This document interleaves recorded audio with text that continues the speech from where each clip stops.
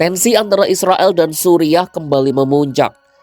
Ini disebabkan oleh serangkaian serangan udara Tel Aviv ke wilayah selatan Suriah mulai Selasa 3 Juni 2025 malam hingga Rabu 4 Juni 2025 pagi. Israel berkilah langkah ini diambil sebagai respon atas peluncuran 2 proyektil ke arah wilayah mereka pada Selasa.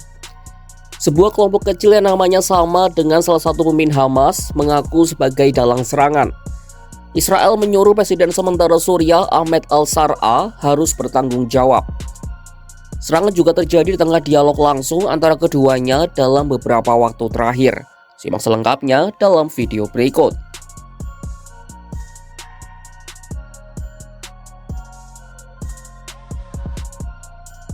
Ketegangan antara Israel dan Suriah kembali memuncak setelah militer Israel melancarkan serangkaian serangan udara ke wilayah selatan Suriah. Serangan terjadi sepanjang malam, mulai Selasa malam hingga Rabu pagi, 3 hingga 4 Juni 2025. Dikutip dari The Guardian, agresi udara menyasar sejumlah lokasi yang disebut sebagai tempat penyimpanan senjata milik otoritas Suriah. Rinciannya, serangan Israel menyasar sejumlah wilayah di pinggiran Damaskus serta provinsi Quneitra dan Daraa. Daerah-daerah itu diketahui berada tak jauh dari dataran tinggi Golan, wilayah Suriah yang telah dianeksasi Israel sejak Perang 6 Hari pada 1967. Langkah militer diambil sebagai respon atas peluncuran 2 proyektil ke wilayah Israel pada hari Selasa. Masih belum jelas siapa yang mengirimkan 2 proyektil ke arah Israel tersebut. Sejumlah media Arab dan Palestina mengutip pernyataan dari kelompok tak dikenal bernama Brigade Syuhada Muhammad Dev. Kelompok itu mengklaim bertanggung jawab atas peluncuran 2 proyektil itu lewat sebuah unggahan di saluran Telegram. Nama kelompok ini sangat jelas terinspirasi oleh sosok pemimpin militer Hamas Muhammad Dev yang tewas dalam serangan udara Israel pada tahun 2024 lalu. Namun klaim itu belum dapat diverifikasi secara independen oleh lembaga berita internasional. Meski demikian, Israel menegaskan bahwa Suriah harus bertanggung jawab penuh atas setiap serangan yang berasal dari wilayahnya. Menteri Pertahanan Israel Katz menegaskan pihaknya memandang Presiden Suriah Ahmed al-Shar'a sebagai sosok yang harus bertanggung jawab langsung. Sementara Kementerian Luar Negeri Suriah menegaskan pihaknya tidak pernah dan tidak akan menjadi ancaman bagi pihak manapun di kawasan. Adapun media pemerintah Suriah menyebut serangan Israel itu mengakibatkan kerugian manusia dan material yang signifikan. Warga setempat melaporkan bahwa mortir-mortir Israel menghantam kawasan Wadi Yarmouk yang terletak dekat batasan dengan dataran tinggi Golan. Sejumlah desa di wilayah itu juga disebut mengalami gangguan, termasuk larangan bagi petani untuk menanam di ladang mereka akibat kehadiran militer asing.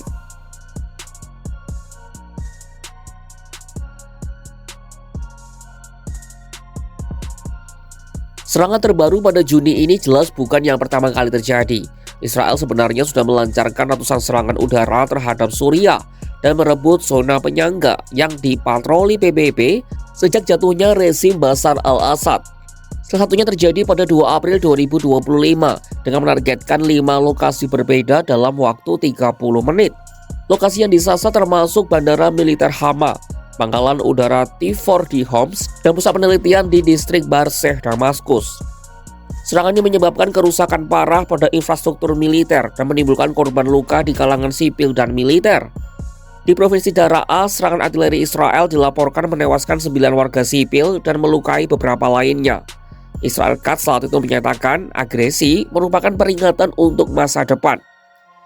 Ia lalu memperingatkan al-Shar'a agar tidak mengizinkan kelompok-kelompok yang dianggap bermusuhan untuk beroperasi di Suriah. Pemerintah Suriah mengecam serangan tersebut sebagai eskalasi yang tidak dapat dibenarkan dan pelanggaran terang-terangan terhadap kedaulatan Suriah. Mereka menuduh Israel berupaya menggagalkan upaya stabilisasi negara yang tengah berjuang memulihkan diri setelah 14 tahun konflik.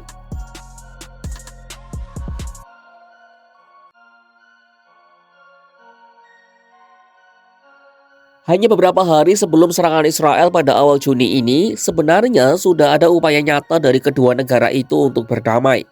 Buktinya Israel dan Suriah diam-diam menggelar pembicaraan rahasia demi menurunkan ketegangan di wilayah perbatasan. Informasi ini diungkap 5 sumber kepada Reuters pada Selasa 27 Mei 2025.